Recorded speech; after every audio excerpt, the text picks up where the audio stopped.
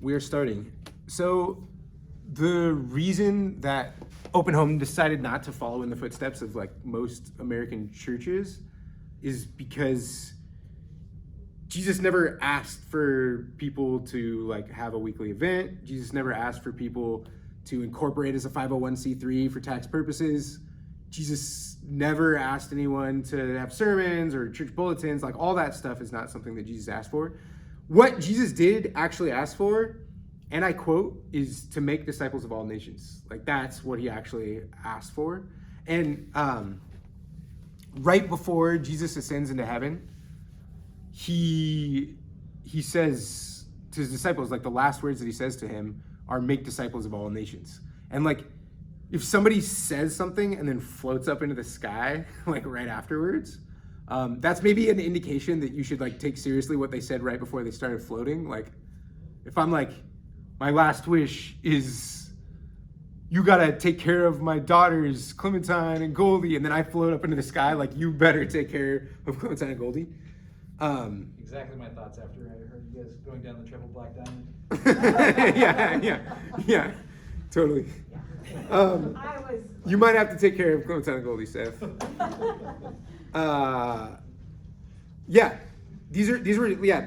Like you can tell just from context clues that when Jesus says like make disciples of all nations, it's not just like a thought among many. It's like he says it and then he floats away, right? And so I think it's safe to say that that's like what churches should do. And so that's what we're going to be focusing on for a little while here at Open Home, because we believe, that Jesus' last words to his disciples should be our first priority as a church. Like that's foundational to my thinking. And so tonight we're going to define discipleship. But before we go to the passage that I think does a good job of that, what do you guys think discipleship is? Why does he use that word? Make disciples.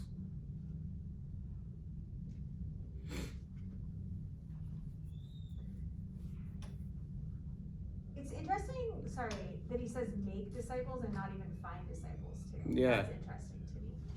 Yeah. Just because it implies that it's not. They're not found, they're made. Totally natural, you have to like work at it.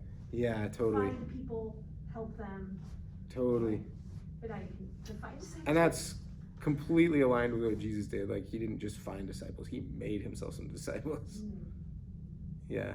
Well, so discipline means to teach, so disciple would mean like student. Yeah. I think. Totally. It's a student. Discipline means to teach? Definitely disciple means to be taught. Okay. Right? And I think a discipline comes from the word disciple maybe, or it's like it's almost like saying like an instructee, right? Or but say more about that, Dom. Like what does that actually mean?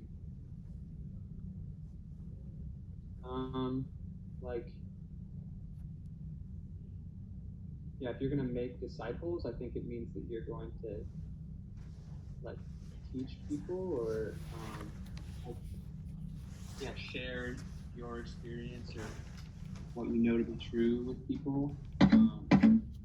Like stick with them so that they're, like a student isn't like a student for a day. It's like you are like a student for a long while. So it's like sticking with that person, committing to be their teacher in a way. Totally. To show them your experience and what you know. Yeah. I was just thinking about all the root words there, like it's like discipline, discernment. It's like all that stuff is in there, right? Oh yeah, totally. In that Learning. time, disciples were people who would follow somebody else to the point where they didn't just carry the same teachings, but disciples were known as disciples of a person because they would actually act and walk. Like their mannerisms would start to change from being around that person. So that's how some of John the Baptist's disciples would meet up with Jesus' disciples sometimes, and they just knew because they acted like John the Baptist. They didn't just teach the same things, and the same with Jesus' disciples. People would know them not because their face was on TV. Like, faces didn't Yeah. get around. They knew him because they knew the rumors of how Jesus acted. Mhm. And these people had the same mannerisms, not just the same words. Yeah, totally. They're more of like an apprentice Yeah. than like Yeah. just a student with They- just like Right. the way that they followed whoever they were following, rather than like just trying to take what they were teaching and like apply it to their lives, but like really try and like embody that person, like be as much like them as Totally. as they could. The Yeah. Goal, the goal wasn't to teach what they taught, it was to live like they lived. Yes. Yeah. Yeah. Yeah, I mean, so for the pop culture piece, I like it, you know, it's like being the Jedi Padawan, right? And you know, you Yeah. follow him around and you end up having some of the knowledge of Yoda because you've been hanging out with Yoda so much that you can kind of have a little bit of his wisdom when you're facing Darth Vader or what have you. Yeah. Whatever that metaphor ends up getting tortured into in your story, but that's kind of what it's like, right? Yeah. Yeah, it's like this invitation, like you can become like me through access to me. Yeah. Which is awesome. Which is so Which awesome. is very, very different than church. Yeah. Or than going to church on Mhm. Sunday. Yeah. Yeah. I have one more. Go ahead. I was just kind of thinking about what Deanna said at the beginning about you make disciples, and like Don was saying too, like you're a student, you make them, you spend time like studying and doing, and it kind of reminds me a little bit. It's not a perfect connection, but it kind of reminds me of How to Be an Anti-Racist from Ibram Kendi. And how, you're not just an anti-racist, you have to act and do. Yeah. And like being a disciple is not just like you're not just born and like, boom, you did it. You're a disciple now. Like it takes it's each action that you take. Are you being like a disciple? Totally. Yeah. Like if I was like discipling someone to be a real estate agent and then they never ever sold a house, like, they're not a disciple. You know what I mean? Or, yeah, there's this implication that you're going to do what your master does. And just like that, like making those choices, like each time, and you do something is like, I think that's kind of the connection I want to make. Is you make a disciple by making choices. Yeah. Which I also think. Go ahead, Dom. I was gonna say I also think like when I'm reflecting on my own faith, like Christian culture, I think would say make disciples of all nations is like the missional call to like go to third world countries and share the gospel. Like that's what they use that language for. But there's something about discipling people that's like true discipleship that I feel like it has to start by someone like looking at your life and seeing like love, joy, peace, and saying, I want that. Yeah. Because if they look at your life and it looks like something they don't want, like you're not going to be discipling anybody. You know what I mean? So I think like I'm reflecting back on my faith, and it's like I feel like there were people that shared, like wanted to tell me about Jesus, but who just like their lifestyle seemed very like constricted, and like it just didn't seem like a life that you wanted to emulate. Exactly. So I just think when you're discipling someone, like a big part of it too comes from like your own spiritual health, and and you have to have a life where people say like, no, I want to become more like something I see in that person. Totally. Yeah. Yeah, and when it says make disciples, and if our minds go to like something, picking up on something you said, like if our minds go to, oh, nations have never heard about Jesus, that's what all nations means. Are churches making disciples, or are they making members? You know what I mean? Yeah.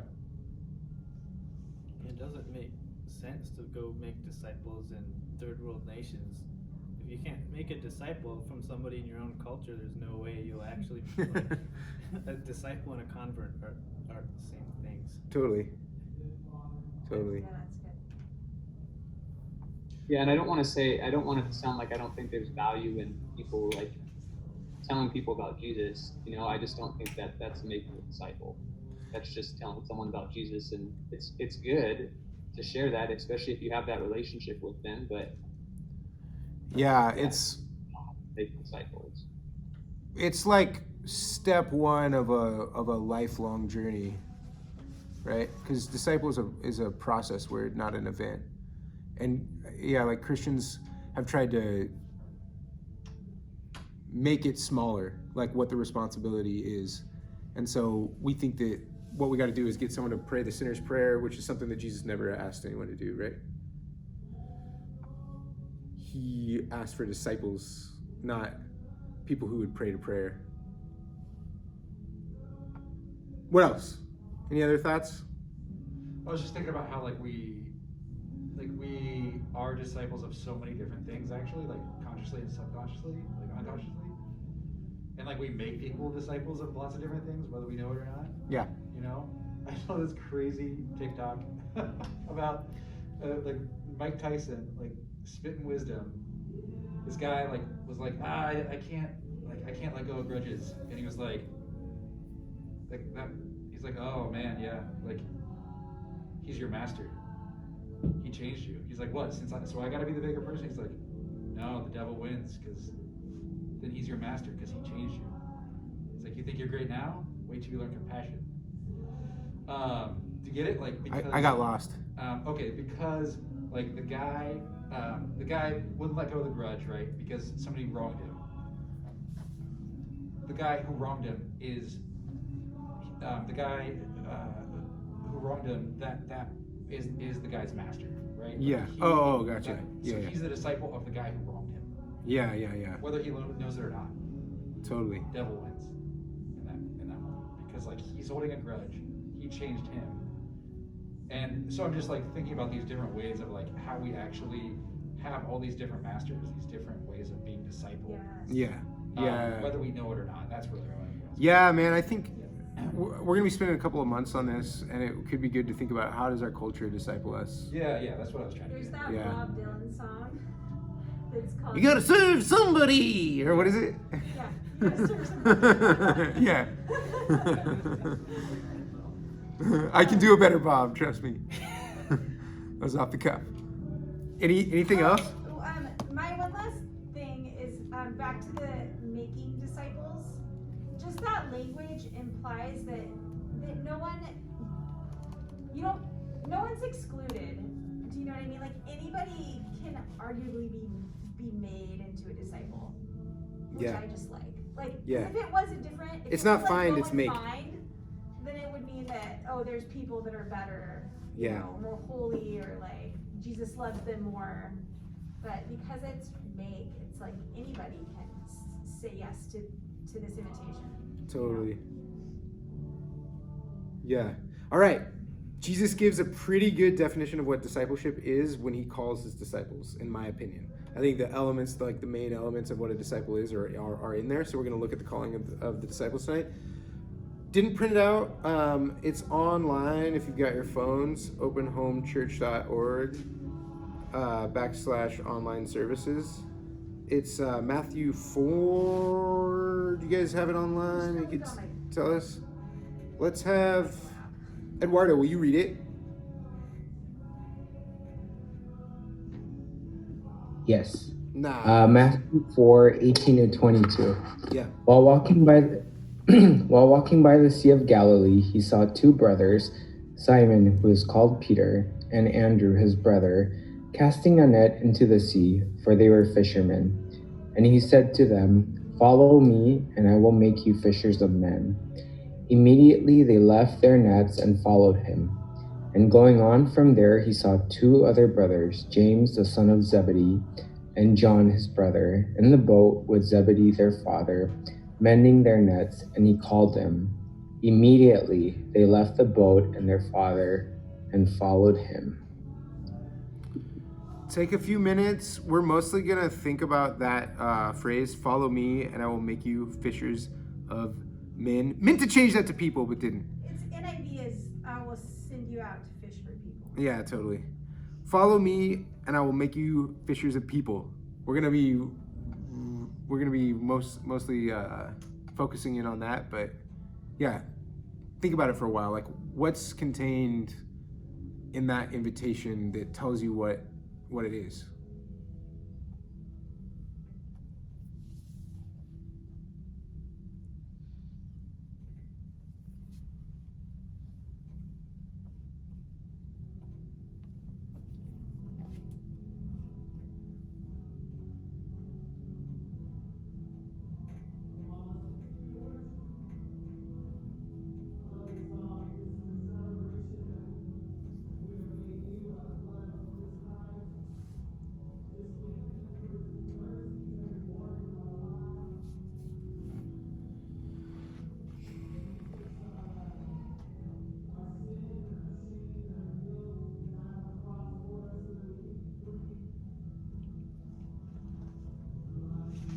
It's pretty short. I think we can start.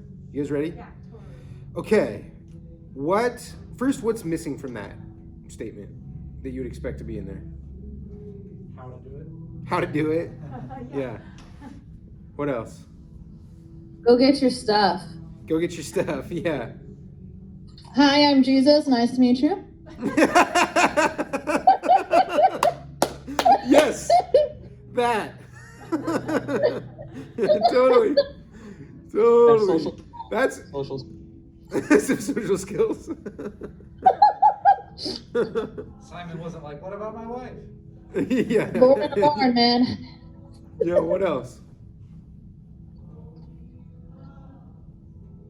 I mean, people have talked about how they've probably seen him teaching before and kind of know who he is a little bit. But So in that time, I believe there was only like 28 rabbis. okay. So in that culture, all of them are known. They're household names.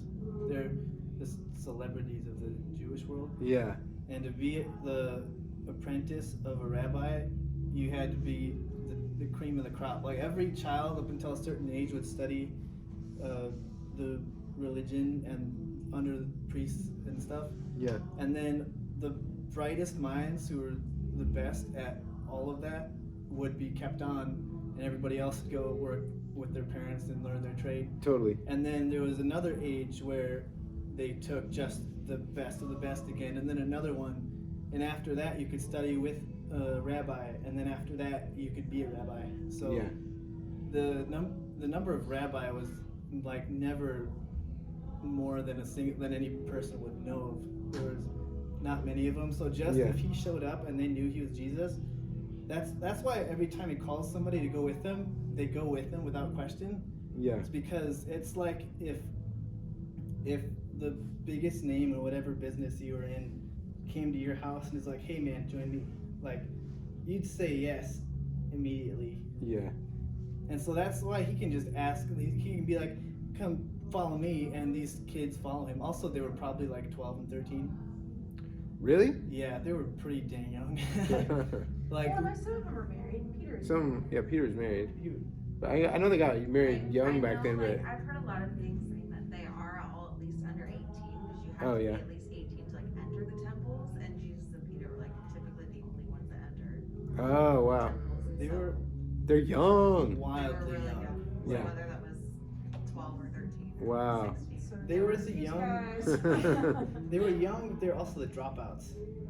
The ones who weren't Yeah. good enough at knowing their stuff to. Well, yeah, and now I'm wondering too, it's just funny, like you were saying how like typically the cream of the crop in like a family would go and like get asked to study with a rabbi. So like, and if they weren't, the other kids would practice their trade with their parents or learn something. So obviously like these weren't the kids in the family. From what I understood what you were saying, like they were out fishing, so they weren't studying with a rabbi already. Yeah, they already. No, they already failed that test. They've already failed that, and Yeah. so it's like Yeah. it's just so common. It's like this common theme, like reading through the Bible, just Jesus always picking the underdog, Yeah. and like the person that's never like, okay, like I'm, got all Yeah. the brains, super smart, all the skills. He's always like taking the people. They're very different that are criteria. way in the back and Yeah, yeah. Anyways, Yeah. totally. I want to break this statement down into 3 parts. So we're going to do follow me, and then we're going to do and I will make you, and then we're going to do fishers of men. So right now we're just going to talk about follow me. What does that mean that he says follow me?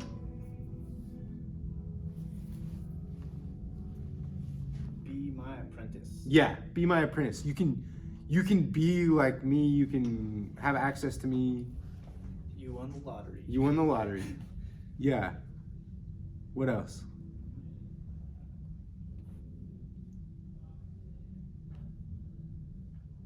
I mean, just because they like leave, well, and we know, but they leave their nets, they follow him, and then we just know that they go and live life with him for 3 years. So follow me really does mean like you're gonna quit your job. Like this is the new path. Like like it's like following me implies you are spending New life. the majority of your time with me. Watching Yeah. me. Like, you know. Yeah, totally. Which is what you were saying, like, which is what the 24/7 rabbi did, relational like, access. They just like knew, you know, he didn't need to explain that. They were just like, The rabbi didn't pick underdogs usually. yeah. But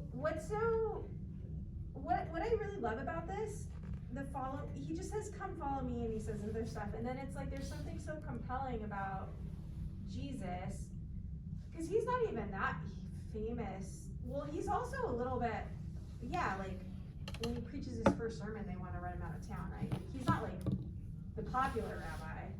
Yeah. But there's something about him that's so compelling that they're like, yeah, okay. You know?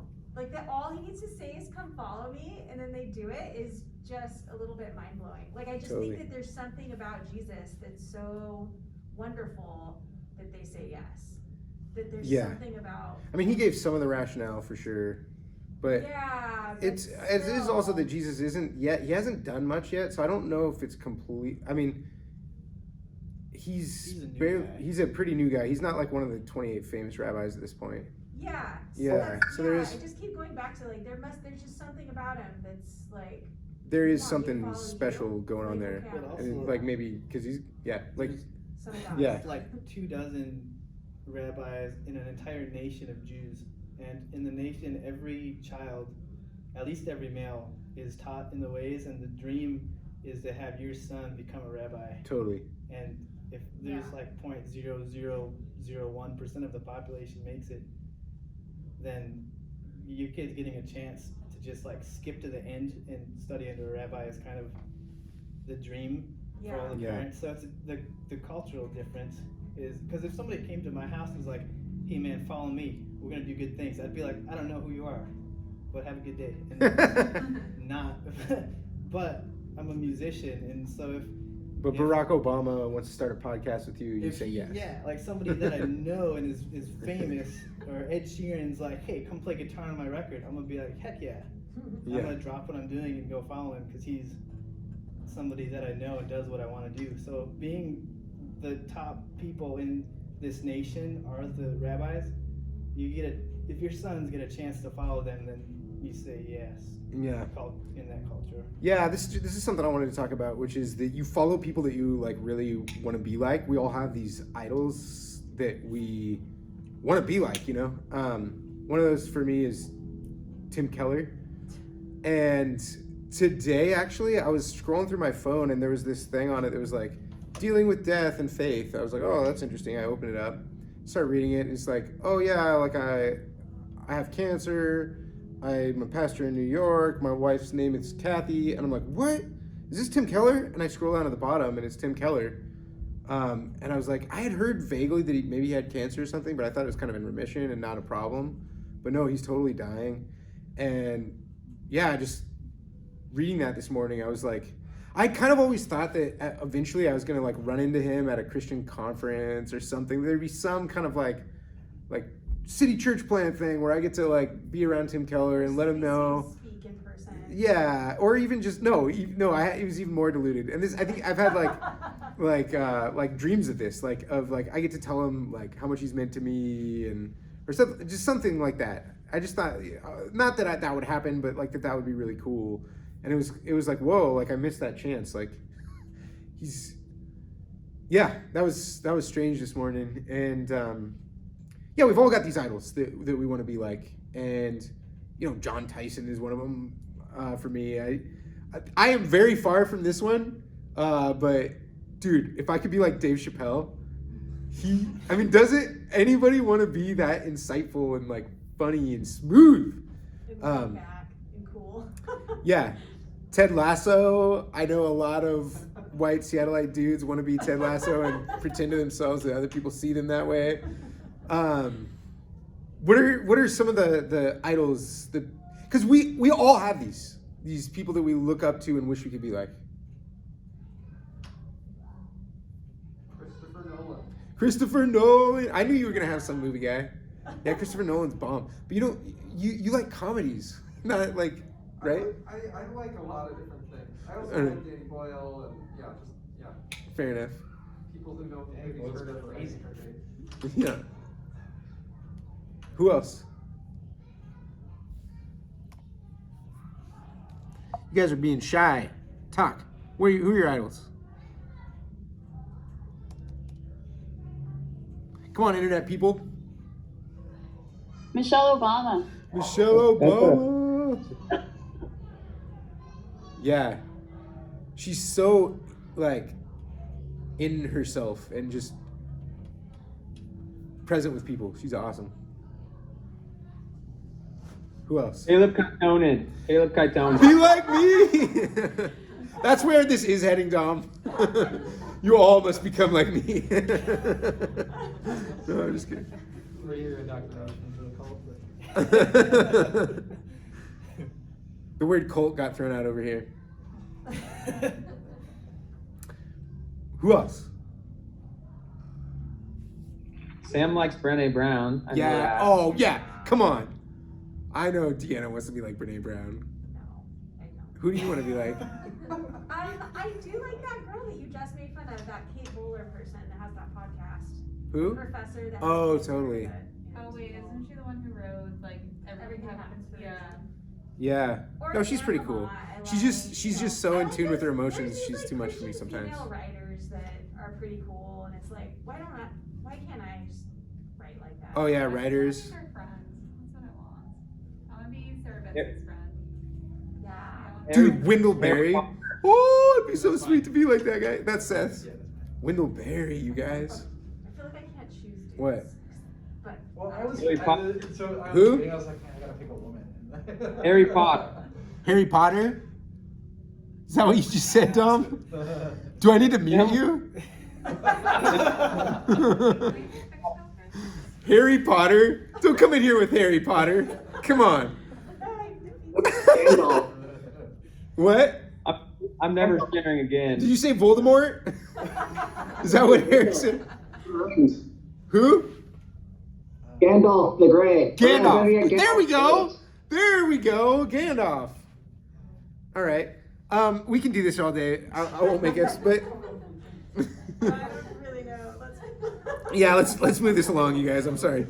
I've got real life ones. Steve Luton. I call him all the time, and I want to be like him. But I think that there is this inbuilt need that it's not a coincidence that all of us have these idols, these people that we want to be like. There's this inbuilt need that's like, I want to have access to someone who is further down the road in life that I want to be on, who can show me the way. And even deeper than that, I think that there's this need to imitate. And I think that goes all the way back to us being made in the image of God. Like, that we've been made in the image of God, desiring to reflect back the goodness of God, to mirror back the goodness of God, to mirror our Creator's creativity, our Creator's love and peace and bravery and entrepreneurial spirit, that we've been made. And so when Jesus says, follow me, and he invites people into that kind of relationship, he's saying you get to do that. That you actually get to mirror back your Creator's goodness. That is huge. That's huge. That's so good, you guys. your dreams are too small. Yeah. Your dreams are too small. Like, Jesus is inviting us to mirror back his character, that we could actually be like him.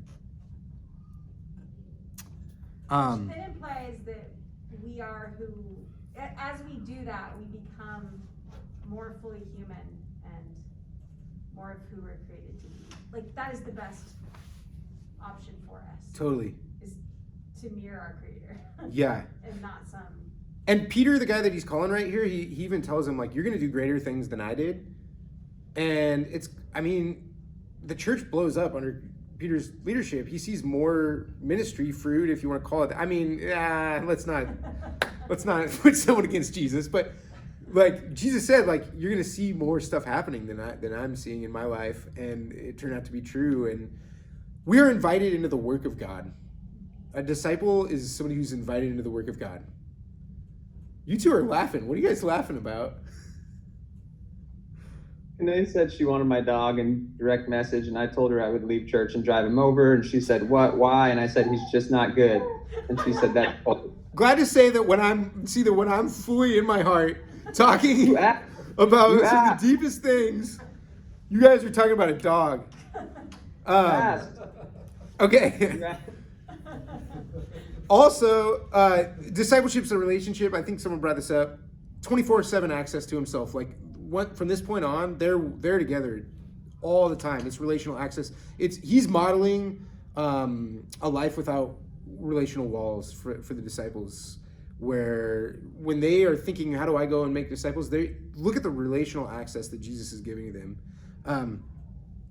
When I was hanging out with John Caleb on Thursday, working out with him, and hanging out's not the right word, because he was working my 36-year-old body.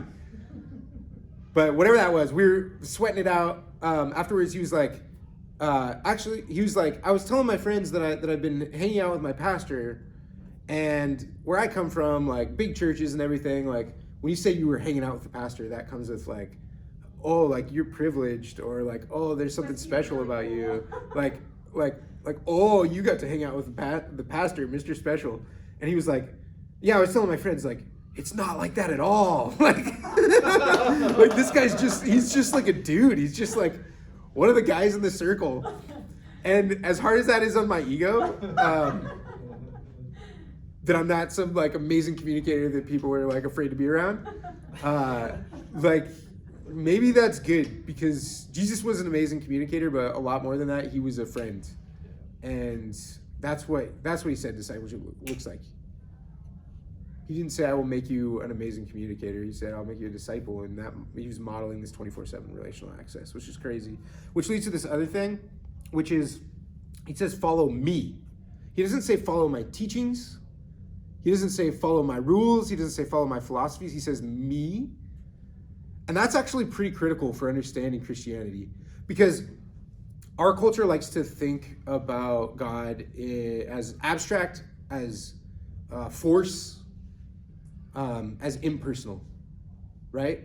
And maybe part of the reason that we like to think about God that way isn't just because we're so smart and so scientific. Maybe that's part of it. But maybe the real reason is we want to put up walls against how personal God is.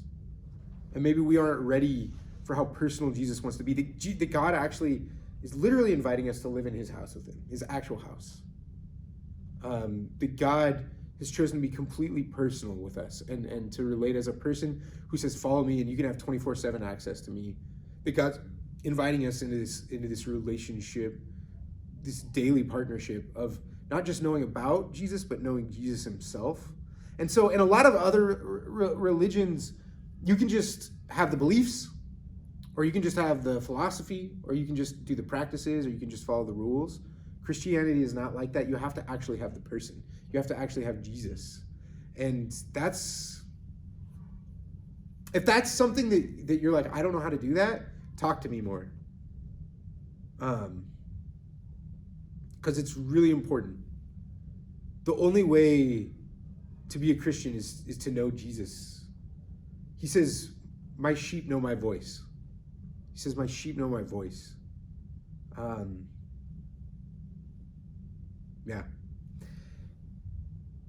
So then let's talk about the second one, and I will make you. What does that mean that he says that?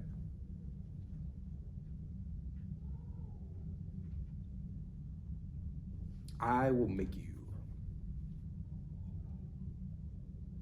It's him doing the work, not us. Yeah. That's totally, yeah. And that's like maybe the most important insight. So talk about it more. Can you talk about it more? You hit it. Yeah, I feel like I don't know if I have much to elaborate on. All right, yeah. But like, what is that? Like, what is that? The posture of, it's grace, right? Like, you can see the grace that's at work in Jesus' life right away. And I preached this passage wrong for like 10 years and hurt people along the way. I think not like deeply, but like gave people the wrong idea about God, because I would preach this passage and I would look at the verse 18 where it says they left everything and followed Jesus. And I'd always be like, look at how awesome they are. They left everything behind. Like, you think you could just do a quiet time and that's all you need to do? Like, they left everything behind. Like, what's wrong with us? What are we doing? And I think that part of the reason that I wanted to, that's what I focused on, is because I thought I could be awesome like that. I thought I could be a revolutionary. I thought I could be like this really special and important person that could leave it all behind like that. And it kind of looked like I was doing that in the beginning of my discipleship process. I was doing some intense, hardcore stuff. But man, 36-year-old me, I just know I'm too mean, I'm too selfish, I'm too gassy, and just farts. I have fart jokes I was gonna say, but Deanna's stopping me. And that's opened up a new way of seeing this passage, which is like that the important thing about like that made these people able to leave everything behind and be these radical people, it wasn't them. Like if they, like you were saying, like if they were these awesome radical people, then if they were revolutionaries, then they would have been zealots. Like there were already people in that society. They were zealots, and they'd been trying to overthrow the Roman Empire. These guys weren't zealots. They had a very practical job. They were fishermen. If they were deeply spiritual people, they would have been Pharisees. If they were these entrepreneurial people that were just ready to start a movement, then they would have been starting a movement. They weren't those guys. Like this special thing here that enabled these kind of radical lives, and they did live radical lives. Like it wasn't them. It wasn't an attribute in them. It was that Jesus was present with them and calling them. Yeah, right? They were like nobodies. They were fishermen. I mean, maybe they owned a fishing business or whatever, but they had failed the test. They had not passed. The rabbi test. Normal folks. Yeah. So this, like, the special thing in discipleship isn't our abilities, but the one who's calling us. That God's calling us, right? And so the invitation of discipleship is not you will become, it's I will make you. And so it isn't through grit that you can become like Jesus, it's through Jesus that you can become like Jesus. And the engine of discipleship is grace. The engine of discipleship has to be Jesus himself, his love and forgiveness and power. That's where your transformation comes from. Like that's the engine.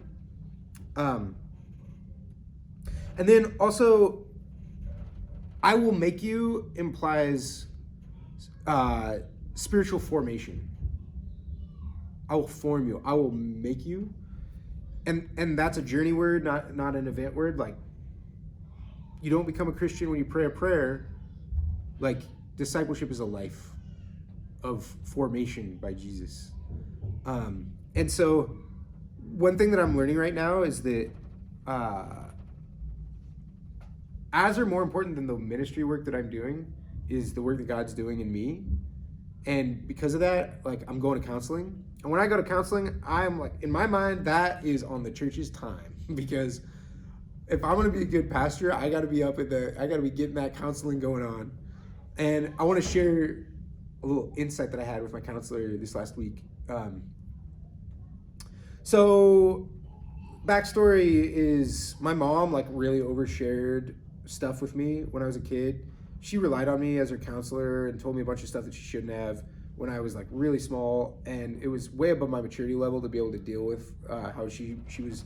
It's what they call a parentified child. And what happens to a parentified child is you start to feel overly responsible for things that you're not responsible for. And so you start to develop this fear response to anything that needs to get done, where it's like, this must be done. I'm overly responsible. I need to take care of it.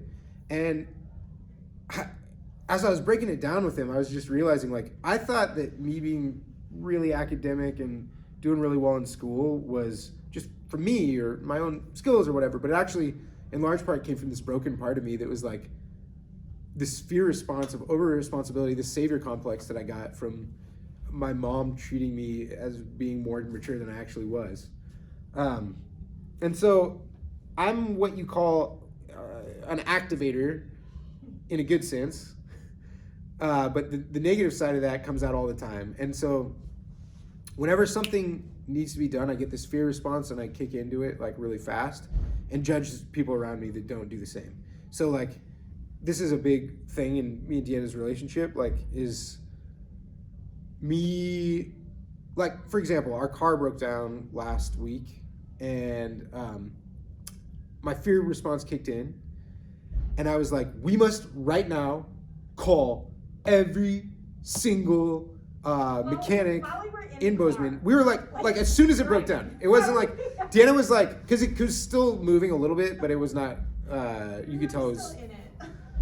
Anyway, Deanna was like, let's go back to the hotel. Let's deal with it there. I was like, no! Like, we must call them all now. Like, can't be 15 minutes later. Must be now. And why aren't you doing this too? Like, what's wrong with you? Like, start calling people. Get on the phone. Like, and so I was sharing this with my counselor, and I thought that the realization that I was supposed to have was like, oh, if I realize that there's this broken part of me that is causing me to have these fear responses, like maybe I can stop being so judgmental of Deanna and how she wants to take life at a reasonable pace. But then he took it deeper and he was like, yeah, and maybe it'll get easier to forgive Deanna if you forgive yourself first. And as soon as he said that, I was like, I know that voice. Like, that's the voice of grace. That's the voice of God, like inviting me into a deeper maturity and growing me. And so, yeah, what I'm trying to say is I have been a dedicated disciple for minimum 20 years. And every week, there is some new layer of healing or deeper discipleship that God's inviting me into. I will make you. It's spiritual formation that does not end. Right?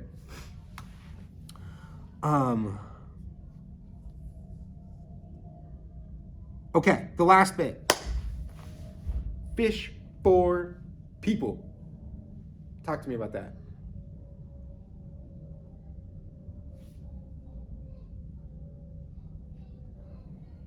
The first thing that like comes to my mind is that he was like speaking their language. Like he knew they were fishermen. I'm not sure exactly what that means, but he was talking to them in their language and their yeah. What does that mean for discipleship?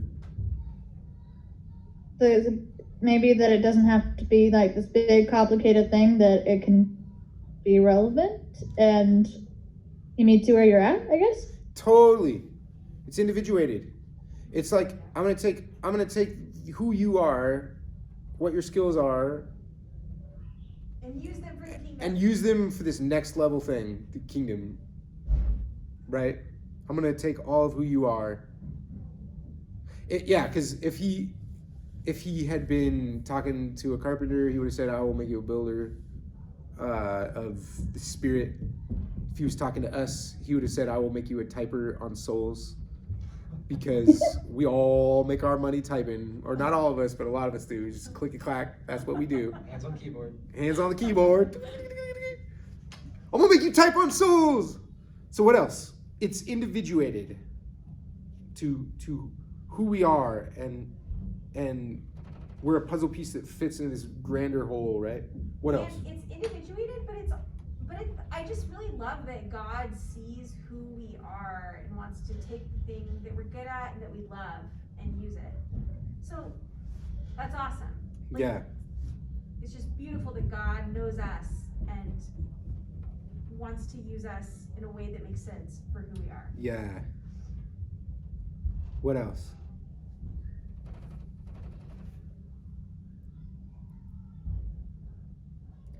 The of people part. Yeah. What does that mean?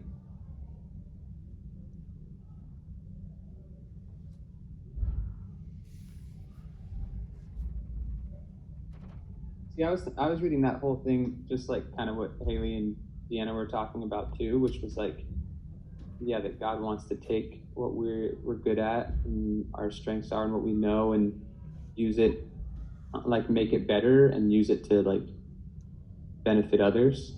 Yeah. And then at the same time, though, I was thinking that for like 20 minutes, and then I was like, what transferable skills are there from fishing for fish to like gathering people? And I was having a hard time coming up with them. So I'm like thinking of like another potential meeting, because I see that like they're good at fishing, but then I'm trying to think like, how do their fishing skills translate to like capturing people skills? You know what I mean? It's a thought. I'm in the middle of thinking right now. Yeah, I feel like he's saying there's a next level use of who you are that's more important and way beyond. See how you're hardworking and resilient and brave, crappy nights with no fish. Like, you have what it takes to like hang out with people. And Right. That's Yeah. actually like really interesting. you might be able to suffer. Or, I mean, I'm just thinking about that. But. Yeah. I think like a lot of times people think that it's like because you're gonna like gather so many like so many people in your nets, right? But like actually, lots of times people like those guys especially, they weren't catching fish. Right? Yeah. They know what it's like to not catch fish. Yeah. And like they know what it's like to go on for longer. That's an interesting take on it. Totally. You got the patience for it. Yeah. What I do really like though is it's like I'm gonna transform you into this beautiful thing, and you're gonna catch people. Like other people are going to be hooked by this as well and brought into this really good thing where now they get to be made into this beautiful thing. So it's a lot about us, but at the end of the day, it still is about welcoming in other people. Yeah, that's part of what I wanted to hit is like, you're gonna be fishers of people. Like, your work isn't gonna just be like sustenance or just for yourself. Like, it's gonna affect so many other people.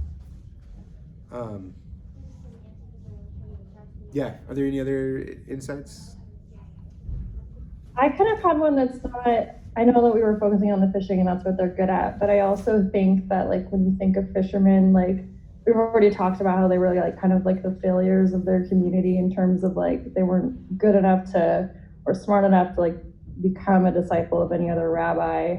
And I just like when I think of fishermen, I think of people that are kind of rough and gruff and you know, maybe don't have the best people skills either. And I don't know if that's something that would translate in that culture, but I also kind of think of that as like God using them because that's the kind of people that they were, like, Yeah. and being able to reach other people because you have these guys who don't necessarily have like this high status in their community, and yet they're the ones that were chosen to do these things. So it's kind of that power made perfect in weakness thing that's at play there too. Yeah, I think. totally. Yeah, I see that for sure. Yeah, I like that, Brittany. Maybe it's like, because I kind of hear you saying like, yeah, they were fishermen for a reason, and maybe they didn't want to even, like, I guess I'm operating out of the assumption that they like fishing, but maybe they didn't really like fishing, and they were fishermen because they didn't get the opportunity to become rabbis. So he's almost like calling out in them like that he's going to raise them up to like, you know, meet the purpose that they wanted to meet, or just like make them, I don't know. I guess I'm thinking about that now too. Yeah. Yeah, Jesus does that a lot. Like the people that he brings around him are like definitely the outcasts of society, or just like not people of high status in society usually. Yeah. No matter what, we can all agree that what he's saying is there's a next level, like higher purpose for your life. And this is the other like thing that discipleship promises us is like God knows everything. And so when he invites you to do the work that you were made to do, when he leverages your relationships, your work, your skills, and brings it all into harmony with his kingdom and his plan, there is no higher purpose that you could possibly be a part of. And it is what we want at the deepest level, right? So I'm going to put all these three things together and give us the definition that I tried to come to from this passage of what discipleship is. And I hope, sometimes we make plans and then don't actually follow them, but I hope that we'll use this definition when we approach the different attributes of what a disciple looks like, that we'll understand that the deeper process that's going on underneath, and use this like definition to help us understand how to approach it. But discipleship, okay, so first you got follow me. So Jesus is saying, become like me through a relationship with me. And then he says, and I will make you. He promises this spiritual formation. Jesus is saying that you can become, how did you put it, Sarah? It was like, God's doing the work. God's doing the work. That we can become like Jesus through grace and through God's power, not our own. And then it says, fishers of men, like I'll give you this deep sense of purpose. So the definition that I came to is discipleship is to become more like Jesus through a relationship with Jesus. And through that relationship to be formed by grace to realize your purpose in life. And honestly, like I think that that's what a church should be trying to do. I think that that should be our number one goal. And this is not just like, this is not just Caleb's filling up the airtime, because that's what we do at church. Like, this is what our church should be about. And if you don't want that, like really deeply, you should think about why, because honestly, this is what we're here for. Like, this should be what Open Home exists for. This is the Great Commission. This is what God asked for from us. And my heart is fully behind saying this. Like, I'm a philosophy guy who often makes caveats, lots to think about other perspectives and stuff. No, like, there is no better life than a life of being a disciple of Jesus, of discipleship to Jesus, of like this definition, to become more like Jesus through a relationship with Jesus, and through that relationship to be formed by grace to realize your purpose in life. There isn't a better way through life than that. Yeah. So if you're here and you're not here to do that, that's fine. If you're here for community, or you're here, just to make connections with other Christians or whatever, like, that's fine, that's okay. Like, we welcome everyone no matter what you're here for, because we're trying to become like Jesus here. But you are missing out on definitely the best thing that Open Home has to offer if you're not about this, if this is not what you're here for. And so in the coming weeks, what we're going to be doing is we're going to go through, I tried to break down what are the attributes. So that's what discipleship is, but like, what are the attributes of a discipleship? What does a mature disciple look like? And I tried to create this list. I made this like 4 years ago. I'm sure it's not exhaustive.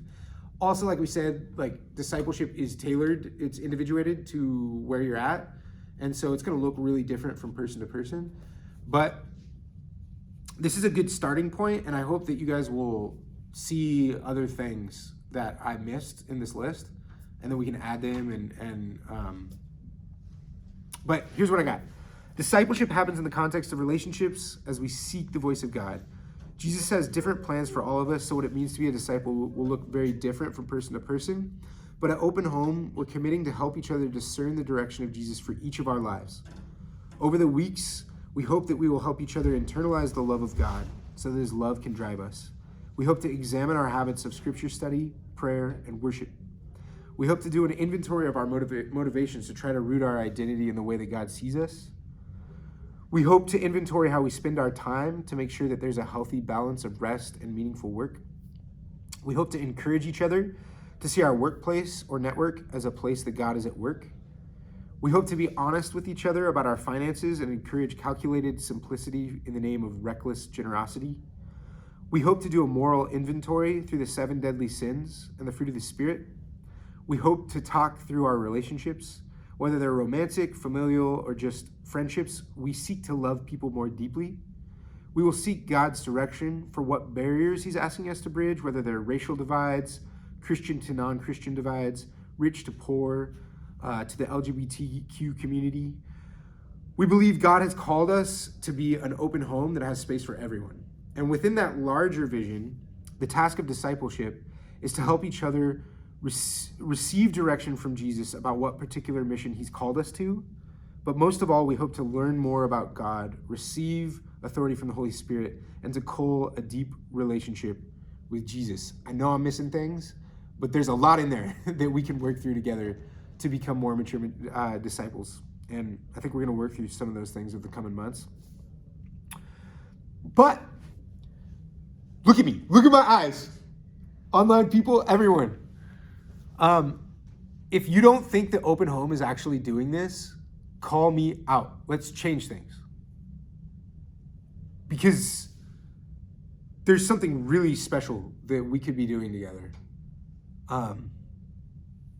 We could be responding to the call of God on our lives together and helping each other do that. And that's what I want. That's what I want Open Home to be about. Don't be bored. Don't be unengaged. If we're not doing this, help us do this. We're going to pray. Get that guitar out. I'm going to sing a song. And if you want our community to do this, like, now's the time to pray for that. We're going to pray as a community, and I'll close us when we're done. So, and then we'll sing a song, and that is the end. No breakout groups tonight.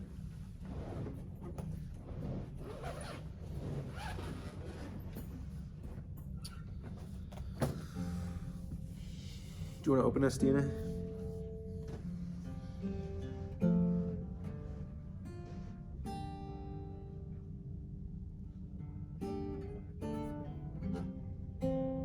Yeah, Jesus,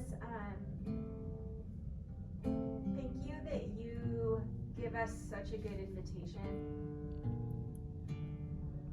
Yeah, thank you that you love us so much that you want to be with us and you want to mold us more like you. I pray that you would continue to reveal to us the goodness of that yeah, you're the one, like Sarah was saying, like you're the one that does the work. And the end goal is really good. Like we become more loving and more of who we're meant to be. And yeah, thank you that we get to like have really good purpose. That we can like love people really well and impact people. And as someone who has a lot of existential angst, I'm just like really glad that you give us a lot of love and you call us to do good things. And so I just pray, Jesus, that you would help us to say yes to more of that, that you would help us, give us eyes to see your presence with us and how we can follow you, and help us to see the ways that you're inviting us to be with you and to say yes to you transforming us. And I pray that you would just give us like lots of ideas on how we can say yes more fully to this as a community.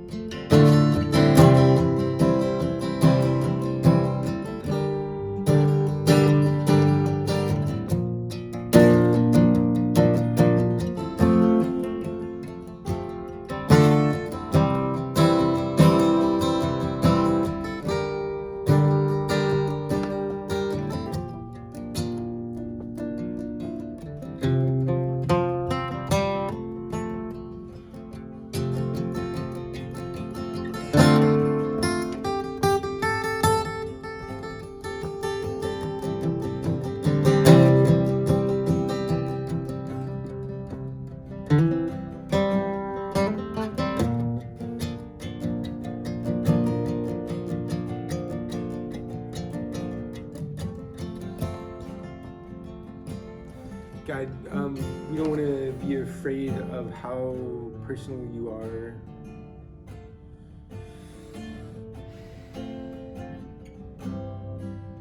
Yeah, help us to take down our walls. Help us to take down our walls, Jesus.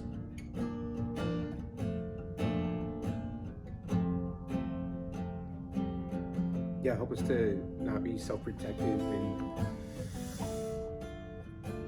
relate to you completely.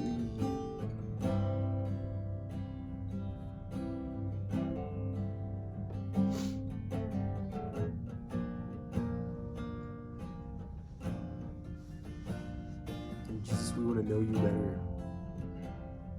Yeah, help us to know you better and to know your voice better. And God, establish the work of our hands. Yeah, make us fishers of people. God, I really want Open Home to be a place where people who would never walk into another church can come and meet you. So please make us like that, God. We need you. We need your presence. We need your spirit, God. We need your spirit.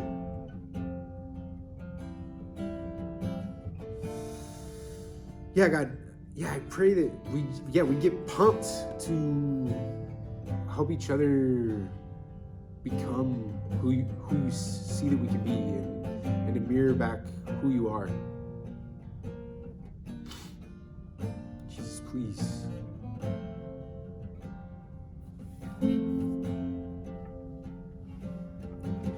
You're not looking for perfection. You love with no reservation. There's no need in me pretending. I'll give you everything. I'll give you everything. You deserve my full attention. Nothing less than my devotion. Speak to me and I will listen. And I'll give you everything. I'll give you everything. Oh, have my heart. You can have my heart.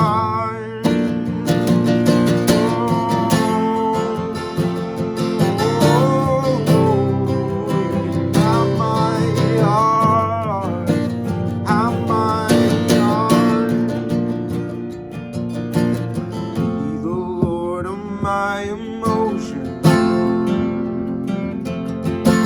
set me free from selfish motives. Search me till there's nothing hidden. I'll give you everything. I'll give you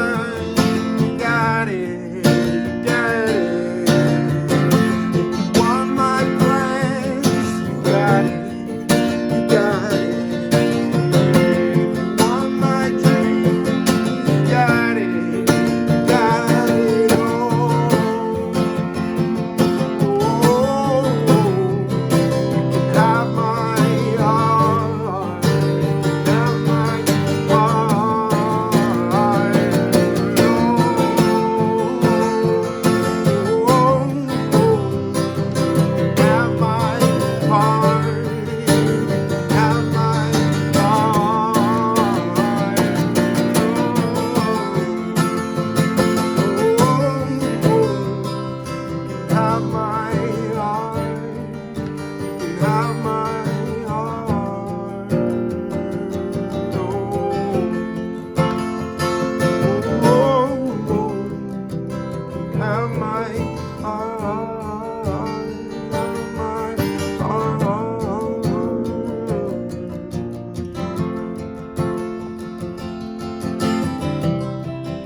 Heart is yours forever.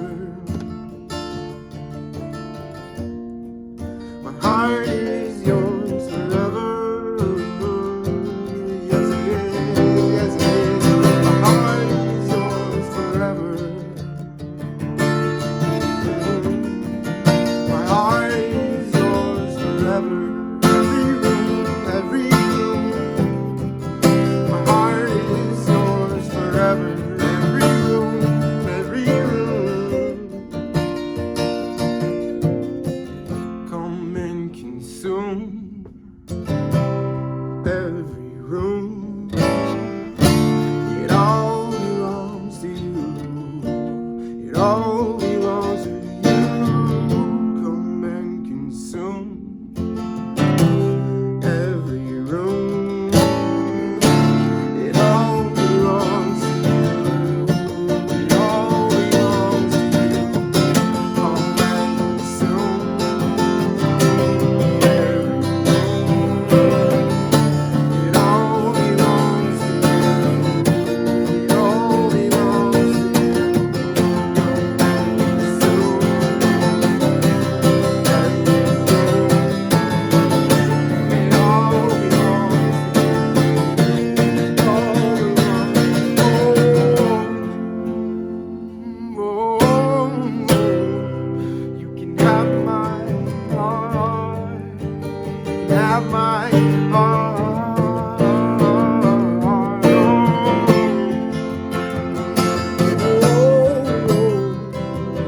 Have my heart. You can have my heart. Oh, oh, oh. You can have my heart. You can have my heart.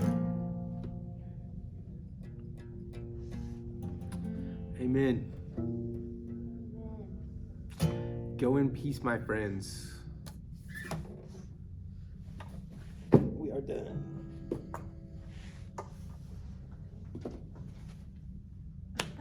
See ya.